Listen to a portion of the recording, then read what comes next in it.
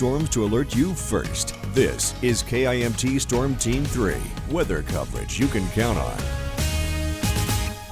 Well, if you haven't already done so, you better scurry on outside to check out the blue supermoon. It's massive. Yeah, especially as it was rising, Tyler. That's when it was on its biggest. Now it's very, very bright here in the clear sky.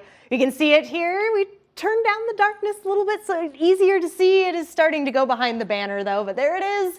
And yes, I know it just looks like the moon. It's much better to get outside and take a look at it yourself. And guess what? You're going to be greeted with some pretty comfortable temperatures. Some of us might even need a bit of a light jacket, especially where some of that green is starting to spill in.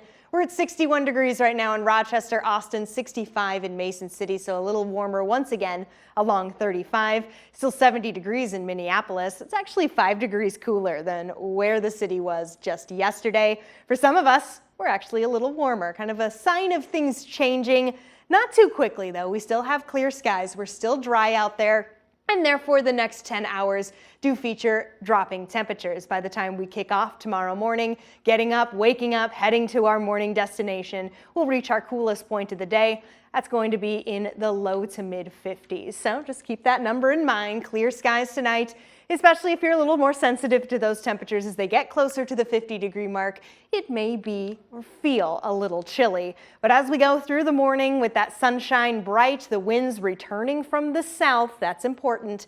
Our temperatures are going to be going up slightly, just a little bit higher than they were today. Another beautiful day though, but it is a sign of those things changing. Now satellite and radar, keeping things clear. You're not going to run into anything when it comes to cloud cover tonight.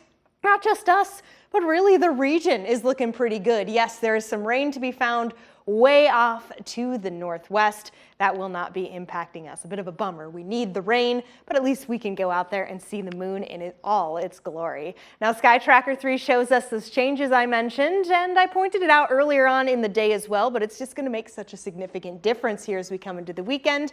Then I'm going to be here to keep reminding you about it. These winds will start to shift coming in from the south. Here we go through our Thursday into our Thursday morning by 10 a.m.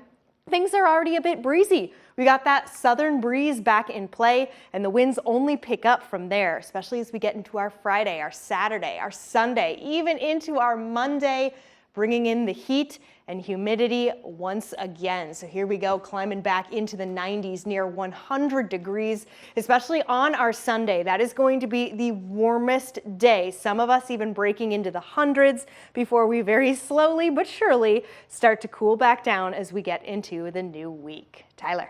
Thank you, Sarah.